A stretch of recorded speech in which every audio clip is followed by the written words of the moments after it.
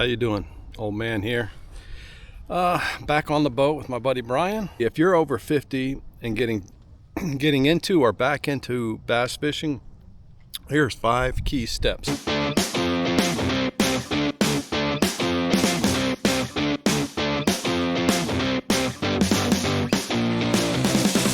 the first step that we're going to talk about is prioritizing comfort and safety. Right? It seems ridiculous, but let's be honest, man. If you're over 50 like me, I stubbed my toe, I'm down for 3 days, right? My balance, probably because I'm fat, but my center of balance is like super low now, and I find that like even a straight walk to the bathroom, I'm zigzagging. So there's something you need to be careful. The first thing is, like, you see the PFD Brian's wearing, invest in a good one, right? The PFD is your little inflatable device should you fall overboard. It's important. Number one, it's by law. You have to wear it when the boat's driving. But number two, if you decide to wear it like Brian is, you want to make sure that it's comfortable, that it's not constrictive, and a way that it's not going to hamper your casting, your retrieving, anything you're doing with fishing. Number two, and I recommend, is a comfortable seat. Invest in a comfortable seat. Dude, we're not 20 years old. We're not pros. We're not sitting out here for 8 straight hours on our feet. You want to have a comfortable seat. I'm sitting right now because if I don't, my back starts acting up. So you definitely want to get a comfortable seat. The second point I want to make is using technology to your advantage, right? So like I've invested in Helix 15, I invested in Mega 360, Mega Live. These are all really good tools. But if I didn't take the time to learn how to use it, they'd be completely useless, right? Unfortunately for me, it's more frustrating than anything because now I see the fish come up to my lure and not bite it. But, taking the time, going through, watching these videos, these how-to tutorials on YouTube, they help a lot.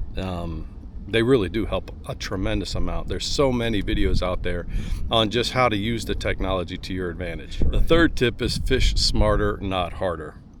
So we just talked about that. So instead of making like long, exhaustive days on the water, just try to plan for like peak times or an afternoon trip or, something where you think the fish are going to be biting, it's optimal conditions, all of those things. Take that into account. It's like early morning or late in the afternoon when the fish tend to bite a little bit better.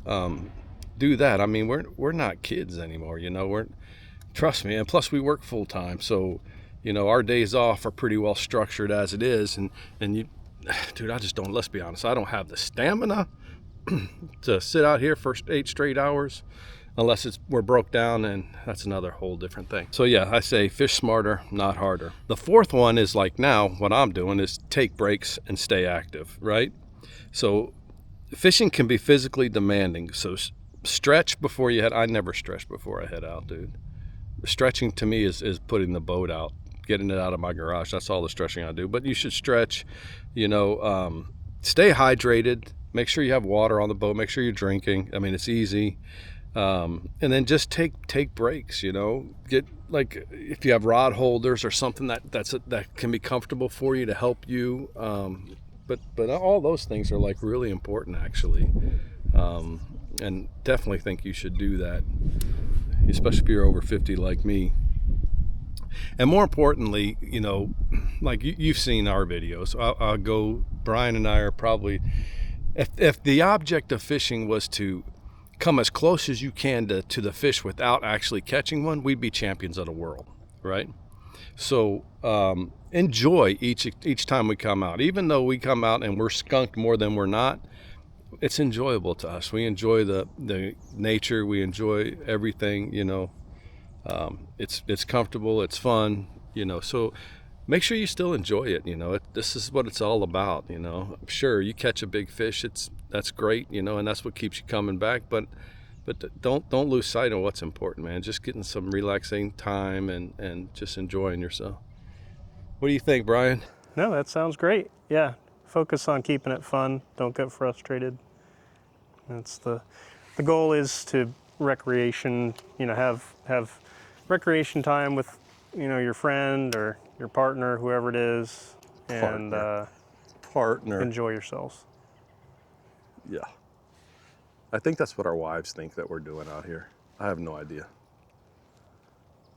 This is another reason why you should be over 50 and start a YouTube channel, especially if you're fishing. Because I think your wives think you're doing something you're not. And that they saw you how miserable it was sometimes, like when it's raining and you can't catch a fish, they'll probably be a little less irritable when you get home and they're like, okay, that's what you get. It's called karma. Anyway, I'm enjoying it, so I'm gonna get back to fishing, but I just wanted to share that with you. And again, this is Old Man with a Boat. Stay safe. We'll see you next time. I think we should let people know, too, that we have a lot in common with them. You know what I mean? Yeah. Not just the fact that we're over 50, but I guarantee none of us has ever been to a Diddy party. That's true. Right? That is one thing that I've never done. Right? I don't know about all the people that watch the video. Pretty sure none of us have been to a Diddy party. Nope. There's something else few people know about me, Brian. What's that? I knew that wasn't Milli Vanilli. They weren't really singing?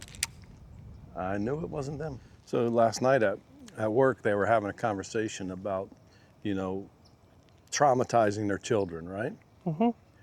So what they consider traumatizing, I consider absolutely nothing, right? Right. So what the conversation entailed was he went to give his daughter a low five. She gave him the old pull back psych maneuver, right? Okay. And so then he said, okay, I'm not doing that anymore. Okay. And so that was the traumatizing thing, right? Oh, wow. You're not going to high five your daughter anymore just because of that? And he thought this would be a lifelong impact? No. He wasn't the one that was offended. But anyway. Oh. So, regardless, I was like, really? Huh. That's what you did? Wow. So what's like the worst thing the most embarrassing thing you did to your kids? Let's see here. Most embarrassing thing done to my kids. Oh, okay. Probably when my daughter was like 11 or 12 and she had one of her friends over, and I insisted that we play Dance Dance Revolution on the Xbox. Yeah. And I was really good at it, I'm sure you were. And I think that was horribly embarrassing to my daughter. That you got your funk on? Yes. Huh. Yep. I think that was probably bad, scarred for. But that wasn't like she needs to go to therapy after that. No. So. No, I don't think we've had any of those types of events. My oldest, I'll tell you my story. So my oldest, we were at Safeway, Safeway's just, kind of like a Publix. But anyway, So we're at Safeway, and in the middle of the store, at Safeway, they have, you get like toothbrush, deodorant, shampoo. It's like the little half aisles, So we're going through there, and I think picking up deodorant or toothbrush or whatever, toothbrush or something. Yeah. And we turn to get out of those little aisles, and it just so happens that the aisle that we turn into, the next full aisle, is the one that's got like adult diapers. It's got Ensure. Yeah. And then of course it's got lubes and condoms. Okay. Right. It's that aisle, right? Yep. I don't know what you call that aisle. Sure. Feminine product / adult product aisle. Anyway. Sure. So we start going there, and as we turn the corner, there's these two older ladies, and they're reading the Ensure bottle, right? Okay. Reading, probably checking the ingredients or what it's going to do or whatever, right? Yeah. So my daughter leans in to me and whispers because she's pushing the cart, and she leans in, she's like, oh, did you see what they're doing? You see their hand? I don't know what she said, right? Yeah. Something whispered to me. Right. And I go, hell no, I'm not buying you no damn condoms. And I walked away, right? So. That's good. So, of course, those two old ladies are staring at my daughter, right? Yeah. And being like a kid, right? So what does she do? Her instinct is to follow her dad. She's following me with the cart. All she could say was, you're so stupid. You're so stupid. Nice. So here, I was like a win-win, right? Yeah. Because number one, I embarrassed her. Number two, those old ladies think that the reason my daughter's calling me stupid is because I wouldn't buy her condoms. Right, right. Amazing. Yeah. That's traumatizing. Yeah. Oh, damn it. You have one? That's what I get for sitting down.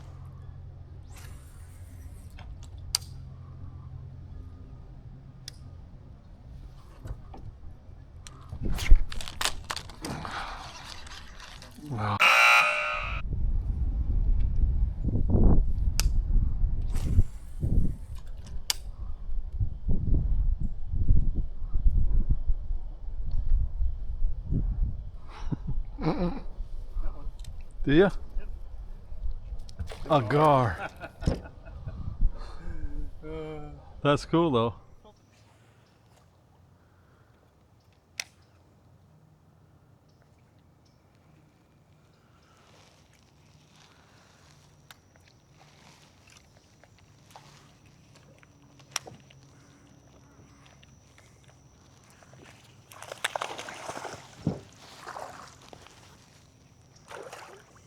Nice.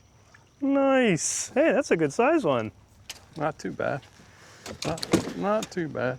Very nice.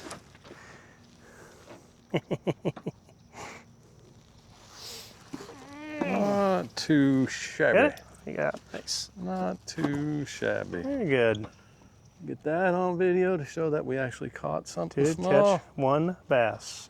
You want to get a little fish on your hands there. That's nice. Get a little Pretty something, one. something. Yeah. Not bad. All right, buddy. Told you there were fish in here. Elena goes, how come Brian always has to take the fish off?